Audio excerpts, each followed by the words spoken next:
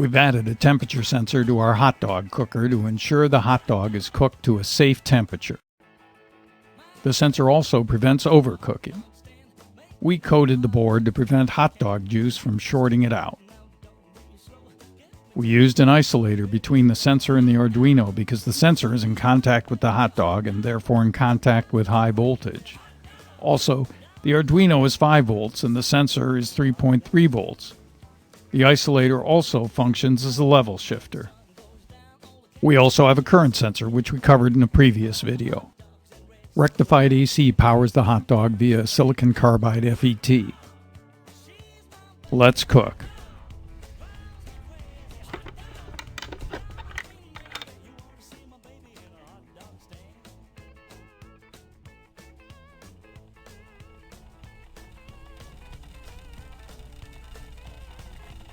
The safety features in this version include isolated power control, overcurrent protection, and temperature control. We'll wrap up the series in our next video by covering magnetic interlock sensor options. Here's the schematic of the last version. We've added a temperature sensor and isolator.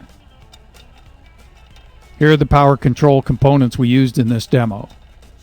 And these are the sensors.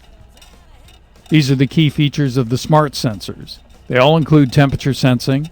There are versions that also detect magnetic field and versions that measure rotation. There are SPI and I2C versions.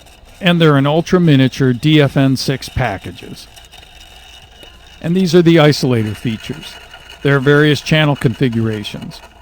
3.3 or 5 volt DC to DC converter outputs. We used a 3.3 volt output to power a 3.3 volt sensor. And best-in-class 6 kilovolt isolation for unsurpassed safety. Here's the Arduino program. A constant sets the 145 target temperature. The setup routine includes setting up the temperature sensor. We read the sensor, average the data, convert to Fahrenheit, and check if it's done. We update the display. And there are procedures for when it's done and for handling faults such as overcurrent.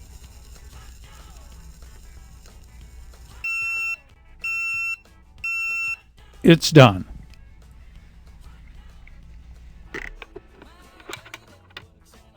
A perfect 145 degrees, the official USDA recommendation plus a safety margin. Click, email, or call for more information. Our engineers relish helping with well-done sensor circuits. Our lawyers want us to remind you that cooking hot dogs with line voltage is inherently dangerous. Do it at your own risk.